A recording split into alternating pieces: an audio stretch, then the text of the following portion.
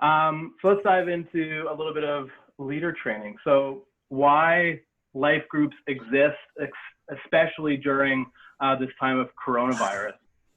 Life groups in general, in kind of a normal season, has one simple purpose, and that's to bring people together because God created us to live in community. This is even more crucial during the season we find ourselves and the world in. People are rightly being told to distance themselves as much as possible to keep people safe, but that's why we're striving to find creative ways of bringing community to people. We never truly know the importance of community until it's taken away. What life groups offer, especially during this time, is one, a place to connect. Matthew 18:20 says, "For where 2 or 3 are gathered in my name, there am I among them." Like I said, we weren't made to do life alone. God created us for community, and life groups provide a place to connect with each other in the presence of Jesus. Proverbs 17:7 says, "A friend loves at all times, and a brother is born for adversity."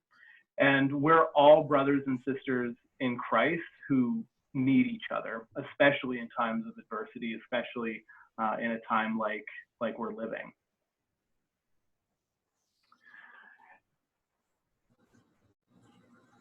Second, it's a place to protect. So Galatians 6:2 says, "Bear one another's burdens, and so fulfill the law of Christ." I've noticed that the enemy tries to do his worst in times of isolation. The Apostle Peter even likens him to a prowling lion waiting to devour his prey. And it's through life together that our problems become smaller, and God uses others to bring support and encouragement to our lives. And finally, it's a place to grow.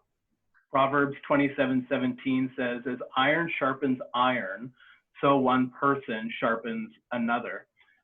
Now, I don't know about any of you and how it's been going for you these past couple weeks, but for me, God's really been revealing a lot about myself and the idols I actually still have in my life with all the added free time in my life.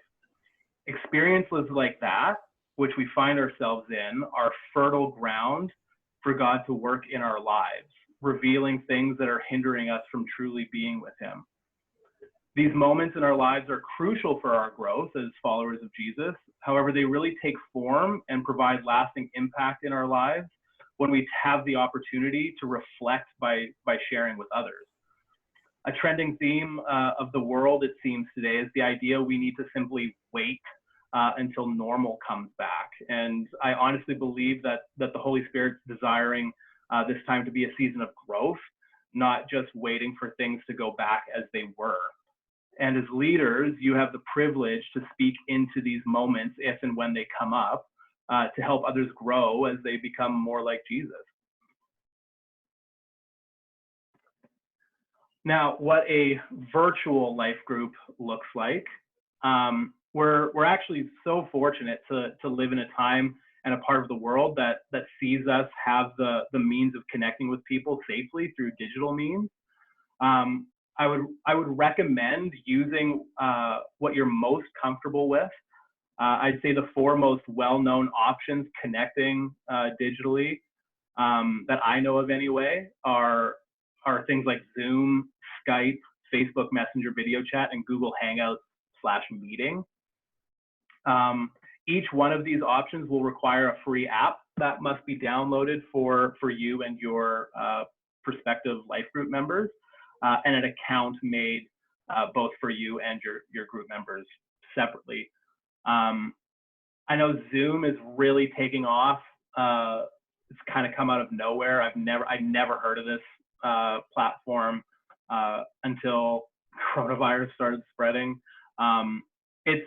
It's really simple, and it's probably one that if you don't really have a preference as to which one that you'd end up using, I would say Zoom because of the simplicity of it, and yeah, just how nicely laid out it is.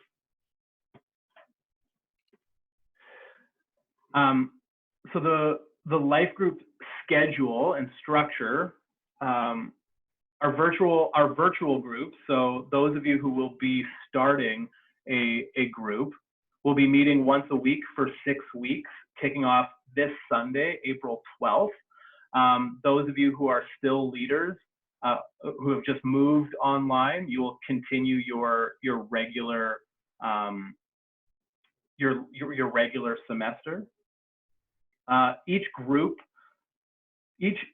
structure, regardless of the activity you're focusing on, is to be a place and a time to connect and find community during a time of social distancing, and a place for prayer during uncertain times.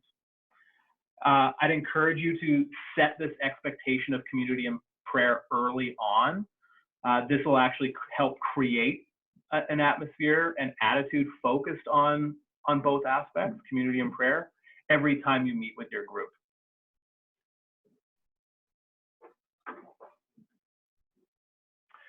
So your role as a life group leader, first and foremost, it's to facilitate connection and community during this time of social distancing.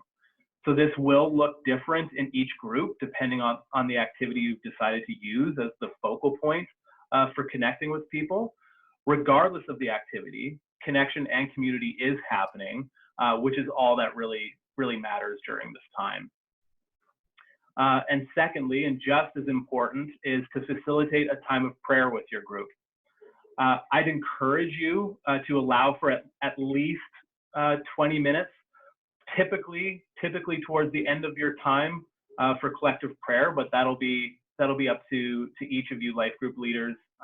You'll get a feel for how your group will be laid out, so you can kind of play that one by ear as to where during your time together you'll have that. And yeah, like I said, at least 20 minutes, I would say. If it doesn't go that long, that's totally fine. You can always go back to socializing. And before ending your time together, this just allows for the time and space to dive in and pray for one another. And as previously discussed, laying out the expectation of community and prayer to your group members early will allow you and help you transition into prayer as easily as possible when it comes to kind of shifting focus in your group.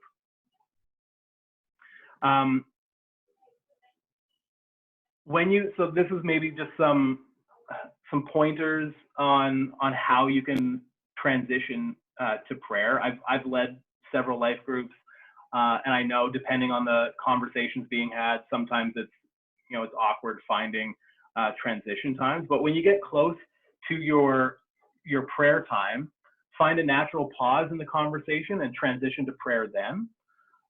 If a break doesn't present itself, which is likely, you are the leader, so feel free to politely interrupt and transition that way.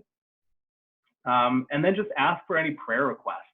Write them down physically and or in the chat function for the group to see, which certainly wouldn't hurt, sorry.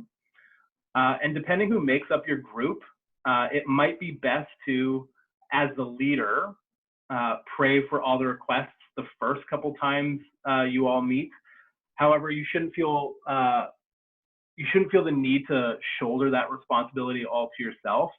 We are all followers of Jesus who should be comfortable praying, and if not, could then use the practice. So once someone has shared a prayer request, feel free to just ask if someone would like to take responsibility and pray for that. I'm a teacher by training, and a really good teacher hack is to allow the silence despite the awkwardness. So, I mean, I've had it where a group member asks or shares a prayer request, and I ask, okay, who can pray for that? And I mean, I want to chalk half of the reason for silence is because we're all really polite Canadians and we don't want to step over anyone's toes. And so we want to always give someone else the opportunity to pray. The other half of the time is probably nerves and having to pray out loud. But like I said, teacher hack, allow that silence to sit. And I'd say 99% of the time, someone volunteers to take that responsibility to pray for that person. And you can either, again, as the leader, it's on your discretion. You can choose to allow that person to pray right then and there for that person, or continue asking for prayer requests. And then once that's all been done, just kind of go around and pray for the person you've kind of taken responsibility for. Yeah. Lastly, about prayer, concerning weekly prayer. So as leaders, I want to highly encourage you to pray for your group members throughout the week. I mean, not only will that help you kind of continue fostering a heart to see community, meaningful, intentional community form with your group by praying for them throughout the week. It's also an extra person in your group members' corner in life, praying for them. And I'd actually encourage you to encourage your group members to do likewise. I mean, I don't know what most of your days look like. I know for me, I have found more time on my hands, and I've found that I have the option to either fill some of that time with prayer or with other maybe less meaningful things. So it's a good encouragement to send out to your group members.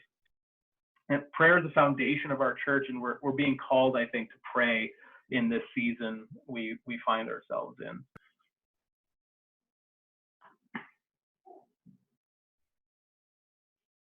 Oh, sorry, I didn't realize I had a slide for all of this, so I apologize.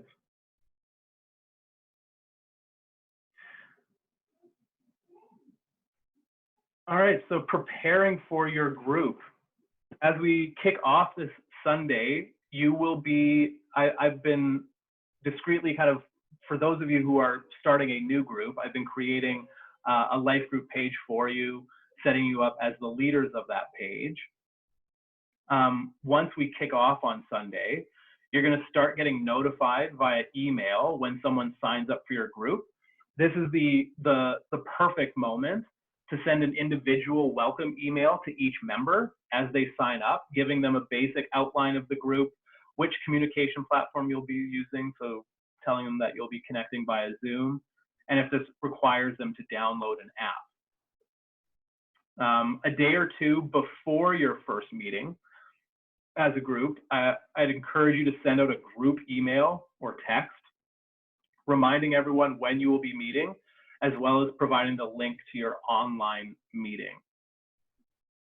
This should then give way to a weekly email or text just expressing your eagerness to connect again, along with the new link for your meeting. If you've decided not to set up a recurring meeting link, just before our question and response time, I'm going to do a quick run through of the process of setting up a recurring Zoom meeting.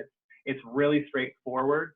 That way, it just allows you to use a single link that remains active rather than always having to kind of go in and create a new meeting for yourself.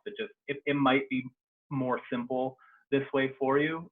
If not, don't worry about it. You can just create a new meeting every time. Just the importance of communicating to your group is really crucial when it comes to sharing the new link, because that's their means in joining. Just to make things hopefully a little bit easier, I'm going to stop my share for a second. I've just compiled, I hope this works.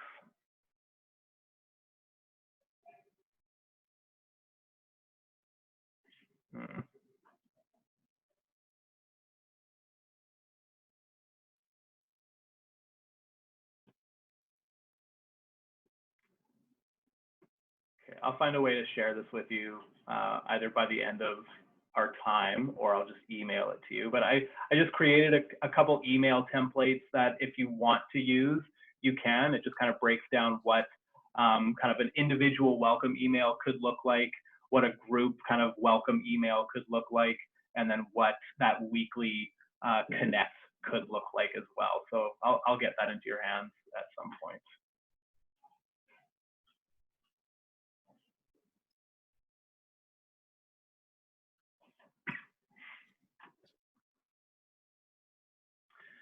Moving forward, some helpful tips during your meetings. I'd suggest try to be in your video chat 5 minutes early. This allows your group members to sign right into the meeting, come your agreed start time, rather than having to wait in a virtual lobby. I was here 5 minutes prior to 7, and lo and behold, a couple of us joined a little bit before 7. So that's why I would encourage to be in your virtual meeting a little bit earlier, just so you can welcome everybody in. And finally, depending on your group focus, depending what you're doing, I'd consider preparing some conversation points, especially the first couple meetings, because meeting virtually can be awkward, especially if you're not used to it. So going in with a little bit of a plan, maybe as to how you want to kind of guide conversation, or just kind of a couple helpful conversation points to have if things start kind of fading, and you can just kind of throw something in there to keep conversation going. This is a time to connect, and we want to make it as meaningful as possible. So I'd encourage to do that. I mean, if you don't end up having to use it, great. But if you're prepared for the possibility and it does come up, then perfect as well.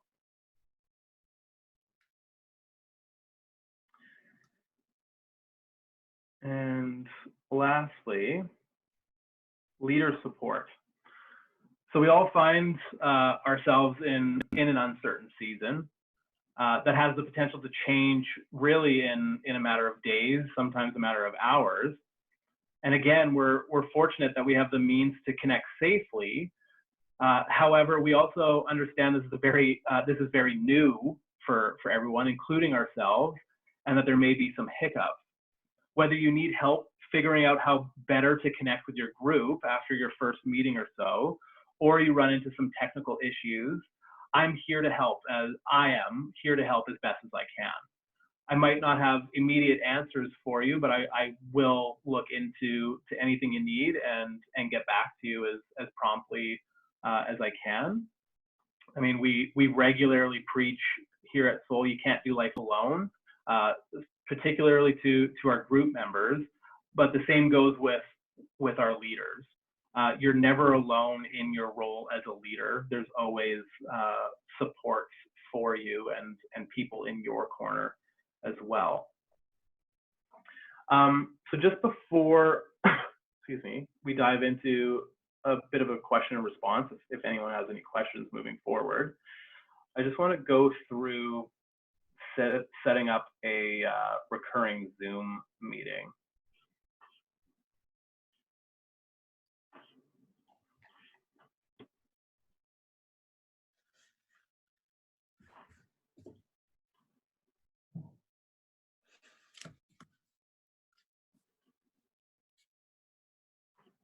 Can everybody see my browser? Okay, perfect. Yep. Okay, so I want to set up a recurring Zoom meeting. So I'm going to go to zoom.us.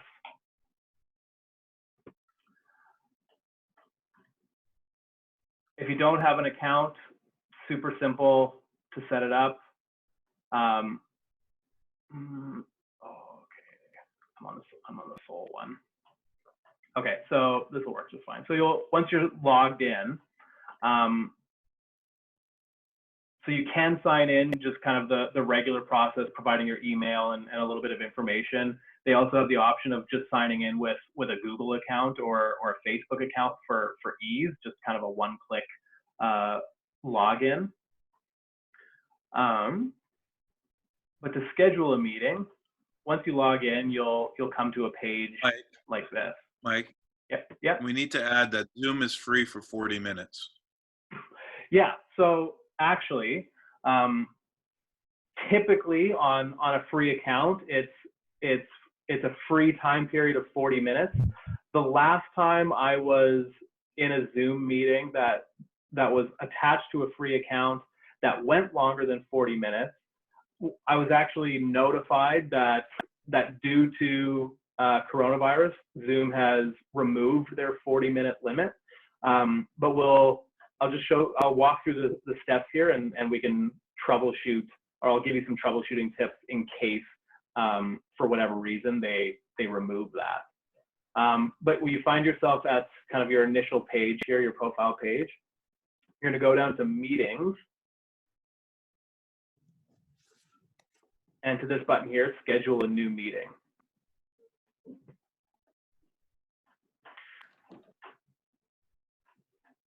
So the topic, you can really title it whatever you want. I would say title it, I just used the wrong. I'd say just title it like your group. So like, let's say Mike's meeting, or whatever your life group name is. Description, there's no need for a description. When you would put your initial group's start date. So whichever day you are meeting, so we kick off on the 12th. So let's say my group is every Monday. So I'm going to hit when for Monday, April 13th, and we'll start at, let's say 7. The duration, I would suggest putting 2 hours. Doubtful you'll use all that time, but it's better to, because I haven't tested this exactly out, so I don't know if once the 2 hour, or once say like an hour and a half happens, I don't know if they just boot you out or if they just give you a little reminder that your meeting's over. I don't know. So always giving yourself a little bit more time is totally fine. And then going down and selecting Winnipeg time. It doesn't always default to that, so making sure you have that. And then you're going to go and select recurring meeting.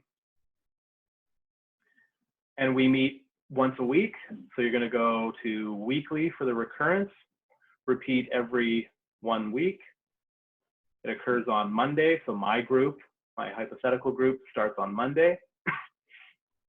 And then for ease, we're going to do an end date, or we're going to end after 6 weeks. We're in this, so we're going to go 6 occurrences. So it'll schedule 6 meeting times, and after that 6th time, it'll register that your meeting's over, which it will be until we kick off another round of life groups. Mike, what is your password?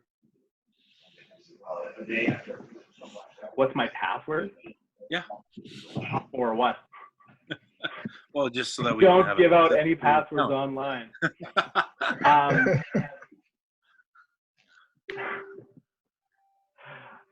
Registration, we won't require, because registration happens via our life group page on Church or Planning Center. I would say a meeting password isn't required. I'll keep that selected because I'm on the Souls account, so just in case that messes something up. But I'd say it wouldn't be required because people who are seeing your link to your group chat will be the people in your group who have already registered. Then you're gonna scroll down, go to video. You're gonna go host on and participant on. Audio set to both. Hang on. Hey, Lana, you got some background noise there. Can you mute your... There we go. That's good. I muted them. Meeting options. This will be up to you. I mean, you can select enable join before the host. So if someone happens to log on before you, they just get immediate access to the chat room. There's always people Otherwise, who get on before you too. what's that, Pastor Jerry? There's always people who want to get on before you. They're anxious. Yeah, yeah. Or you can enable waiting room, in which case they're just kind of taken to a digital lobby until you go in and start the meeting. And then you would hit save, which I'm not going to do here because I'm not on my account. And you'll have set up a recurring meeting. That actually, I'm going to hit save, and I'll just delete the meeting afterwards.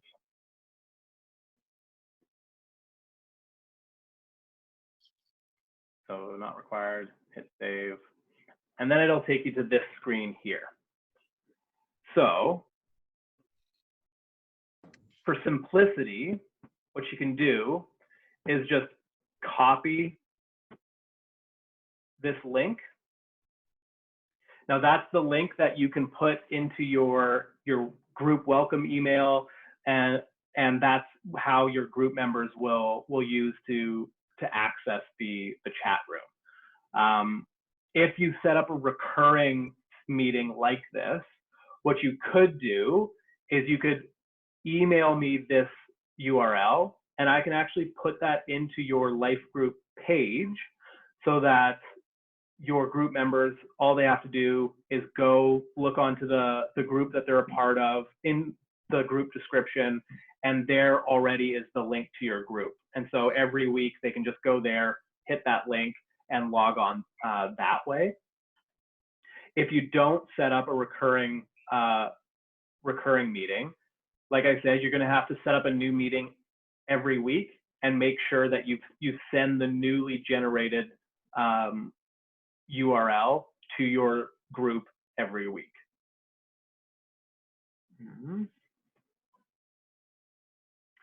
And then come Monday, when my group is starting, I would just log back onto my Zoom account here. I'd go to my meeting for this group, and then I would hit start meeting, and it'll take me directly to the chat room, waiting for our group members to join.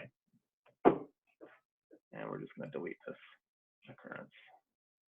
And I'll have to delete all these other occurrences, but that's totally fine. But that brings it to an end. We covered kind of a lot of information very quickly. So if anyone has any questions, we can discuss them. If anyone wants a bit of a crash course in, again, how to set up a recurring Zoom meeting, or you want a crash course on another platform and how best to use it, you can text me or email me, and we can set up an individual call, and we can walk through that together as best as I can. But does anyone have any questions?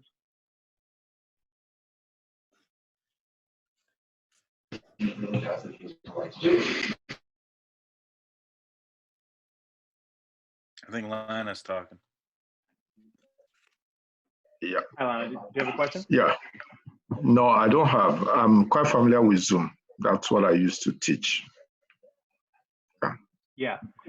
So I mean, Zoom, like I said, has become incredibly popular.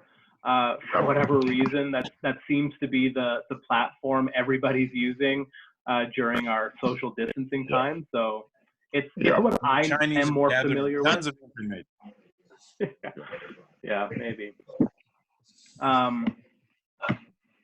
So I mean, it's what I know probably most of, which is still little, but it is really straightforward.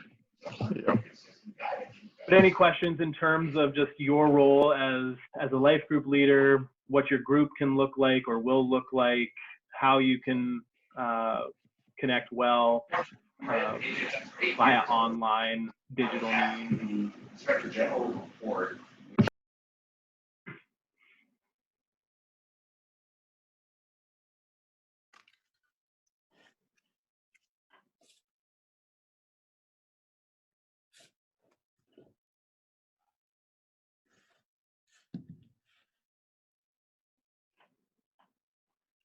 No?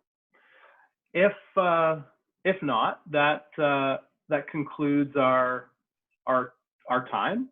And again, I just want to reiterate that I'm here to help as best as I can. So if you need anything, I'm just an email or call or text away, and I can certainly support you the best way that I can during this time. Like I said, it's uncertain times. Everything changes very quickly.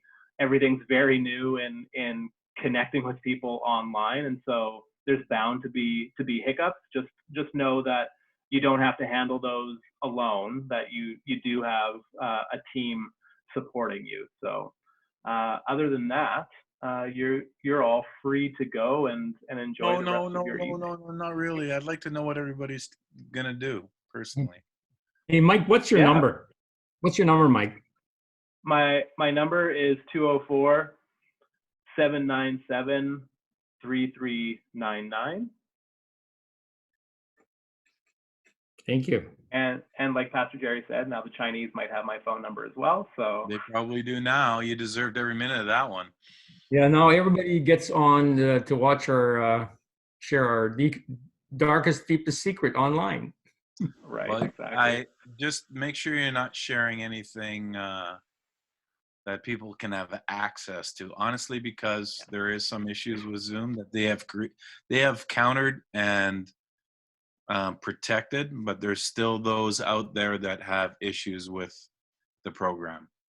Yeah. So if you don't feel comfortable with Zoom, there's also Google Hangouts or Google Hangouts, Google Meeting, Skype. It still works really well. I've done a bit of a Google search, and most video call platforms have, if there was any limitation to number of people that it can hold, most people, it seems, have been removing those group limitations. Facebook Messenger does video calls as well, and so I mean any platform is usable. I would just suggest using the one that you're most comfortable with, just so it's easiest for you. Personally, I would suggest Zoom. I think it's easy, and again, everything we're doing, we're not exchanging personal details or anything else like that, in the sense of people are hacking our bank accounts or anything else like that. So this is a fantastic platform. I think what Mike has said is absolutely spot on. I use it for both my life groups currently, and I think it's still giving people a sense of connection, being distant. I understand. Deborah, are you going to be doing a cooking? Yes, I am. So we're going to actually start our time together with prayer instead of ending it, because then we're going to go into, I'm going to kind of do some tips and techniques, and then we're all going to prepare a meal together each time. And then by the end of the time, people will be able to just sit down with their family and enjoy their day. So you pray over the food beforehand. Yeah. So you don't get food poisoning, is what you're saying. Yeah, that's right. No, we'll pray for each other first, and at the end, I'll probably pray a blessing on the food or something, and then. Do you have any idea as to how many people are interested in this? No, I don't. Then when are you running it? Thursday evenings. I'm hoping to have about 9. I think that's a max. I think. How much cooking skill do you need for that group? Not too much. Pick me. Picking. I'm not doing the picking, I think. What's happening? I don't know. Yeah, it'll be first come, first serve, and if it hits that 9 mark, people are going to be sore not being able to. Are you actually going to limit the group, Mike? We'll probably limit the group, to be honest, just because it's. I mean, in terms of the communal and prayer aspect of the group, it gets it. I mean, if like I would be joining this group instantly just because it's cooking and I love cooking, and learning from a master chef like Deborah would be amazing. And so I mean if there's an overwhelming desire of people joining this group, then perhaps Deborah and I can have a conversation. As of right now, though, we'll cap it to a number of people, just to allow for that communal and prayer aspect to be maintained as well as the cooking component. So here's a question, Deborah. Are you open to doing 2 different groups then? It, like, hypothetically, if there is that demand, like, and again, it makes no sense having 20 different screens. Like Mike is bang on. As it is when we do my Saturday Night Live group, we were making sure all couples are in one picture. So it just makes it a little bit easier, a little bit more connected. But I'm going to presume, Deborah, are you expecting people to be cooking along with you? Yeah. Okay. So yeah, you have to limit that. Yeah. So if there's any openings, please include me. Please send me an invite. Yeah, it's I don't know if any of you have seen, you know, the masterclass commercials that frequent YouTube, and I was telling Deborah that this reminds me of like a Gordon Ramsay masterclass, and you know, you can log in and She's gonna swear at people? no. He's way more tame, you know, when it's one-on-one. But Let me pray for you. yeah, that's good. No, that'll be a really really fun group, and I think I do think a lot of people would love to join that. I know Ethan and Daniel, they're going to be leading a PUBG group. So if you're not familiar with PUBG, it's an online, similar to like a game like Call of Duty, but you join up with your friends and you run around and have a good time playing a game. I can't see PUBG on my phone. I tried to play it. I can't do it. I just get shot to pieces all the time. Yeah. So that'll be really fun. Has to practice, Jerry. As well. Yeah. No. Yeah. And Christy is rounding out currently the confirmed leaders who will be starting an online group kicking off this Sunday, and she's going to be leading a Moms Connect group, and which I mean, talking with some moms and you know, is definitely going to be a very welcomed group to just have the time and space to kind of decompress after the end of a day and just share the collective wisdom that's in that group chat as to how to eat your young. Is that going to be one of the things that you're going to teach? How to eat your young. That would be how to eat your young. I mean, yeah, I'm planning on scaring everyone. Yeah, that'll happen if this isn't over in 2 months. So Check back in a couple months, see how we're doing. Yeah. No questions if you haven't seen my kids in a while. No questions. Ask me no questions. I tell you no lies. How's that? Yeah. Maybe Beth. So the other leaders who have joined us tonight, my assumption is that because you have already been leading groups, you have already been doing online meetings. Is that correct? No. Maybe if for those of you who have already been doing it, maybe you can just share with us how that's been going, if you've run into any issues and maybe how you overcame them. We tried to do an online meet on the normal night that we were going to have Bible study, but nobody wanted to meet. They were all just too awkward. They didn't want to do it.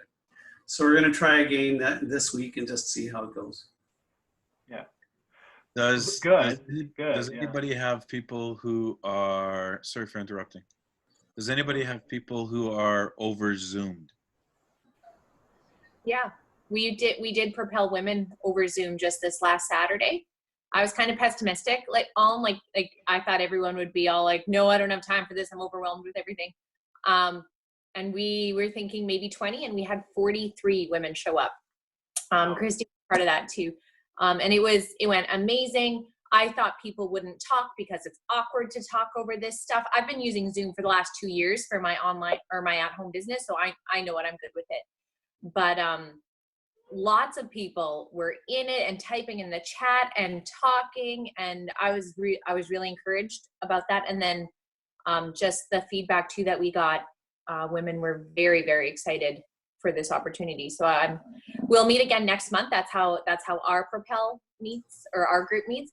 And technically May is supposed to be our last month, but I'm thinking that maybe we'll have to do something in the summer just because of the nature of this whole world But right it's now. also convenient. I need to say, from my perspective, I've heard nothing. I've heard from husbands whose wives walked away blessed beyond belief. So I need to give you guys a shout out for what you did.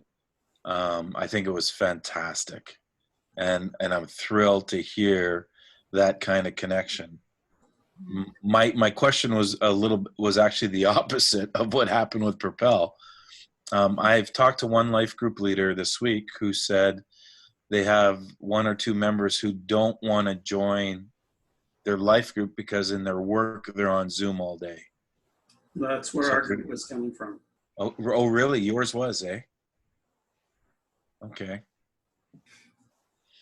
Any idea as to how to change that mindset? I think I've been calling, like just phone calling our group and talking to them, and they're all saying they really want to get together again, but all of them, no, not get together, as in meet or Right. Zoom together, yes. But we have teachers and tech support people, so we're spending all day on Meet and Zoom, so it's a No, I get that. I again, even for me today, I had 3 Zoom. This is my 3rd Zoom meeting. It's just like, you got to be kidding me. It's not that I don't want to be with you guys, but it's just like, wow.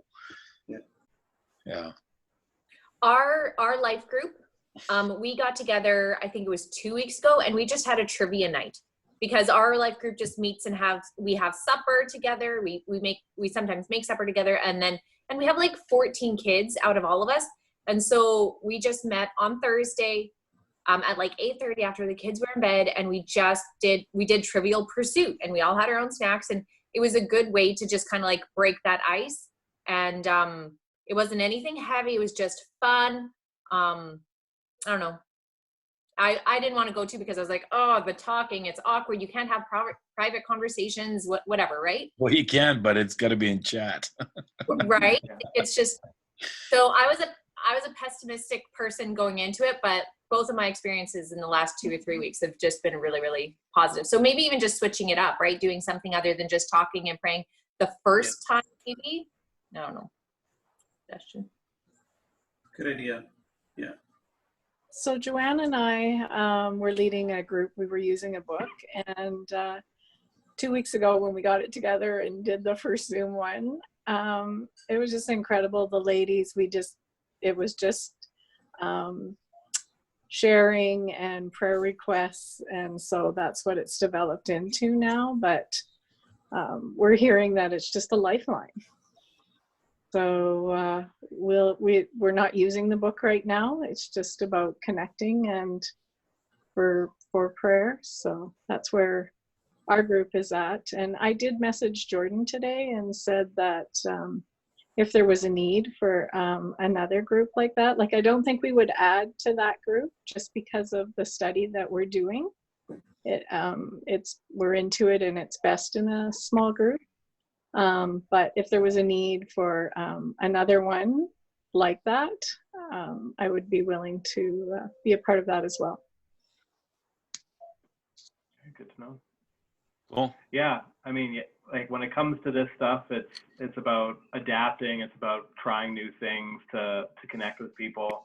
Yeah, I never even considered the idea of people just kind of being like spending most of their time on Zoom or platforms like it and just not wanting to connect that way. I think, I mean, as life group leaders, it's unfortunately meeting digitally is really the only means of connection that we have right now. So I mean, it might just come down to you as leaders to just, heavily encourage those people who are really down in that and hoping that connecting in kind of a different context with a different atmosphere surrounded in prayer and the presence of Jesus together, hopefully will help kind of change their mindset in terms of not wanting to connect via Zoom because of the amount of work that they do on kind of digital chat rooms like that. But yeah, keeping the options open for different fun ways to connect is really good. So Can I just reiterate? There are churches that are still trying to meet, whether they're small groups or whatever, meeting in people's homes. I can't emphasize enough, don't do it. Even there's a local church in our community that has tried to do the drive-in concept, and they've taken tons of heat for it. And the government has actually said any type of gathering is unacceptable. So if you find that your people want to spend time together, just tell them to pick up the phone, you know, and just, you know, I hate this social distancing. When it's over, I promise to hug every one of you. I want it in writing, Jerry. yeah, that's a big step for you. I'm thinking nasty thoughts right now, Becky. Don't do that. It's being recorded, Jerry. You know that? No. Do not use anything against me. So, you know, the idea is that, and especially our medical professionals, both in our leadership on our steering committee and elsewhere, cannot be more emphatic. So I'm just asking us to trust what the authorities are saying, and that word gets passed down to everybody. And if you know of people that are stepping out and getting together and hanging out, we have to discourage it, like more than anything else, in a kind and gentle, loving way. That you know, let's just toe the line. Let's do 2 more weeks and see what happens, right? An encouraging note on that end. I don't know if anyone else caught it, but I was reading about New Zealand and the incredible effect that I think they've been locking down even harder than we have been here in Canada. But the effects that they're seeing, even though it's difficult, like they've shut down beaches. People are not allowed on beaches or public spaces. So a heavy lockdown. But the rates of people getting better are vastly higher than the rates of people getting the virus, and they're committed to doing this another 4 weeks. So in kind of technical terms, that's 2 incubation cycles for this virus to kind of manifest in people. And I mean, they've been seeing only positive results in terms of social distancing. So yeah, as Pastor Jerry said, it sucks, but it's really to keep the most vulnerable safe and to prevent the spread of this and keeping our healthcare professionals and our healthcare system safe as well. So no, that's really good. Thank you, Pastor Jerry. Other than that concludes our meeting. If anyone has any questions at any point in time, please let me know. Like I said, email me, text me, call me, and I'm here to help. But other than that, have a wonderful evening.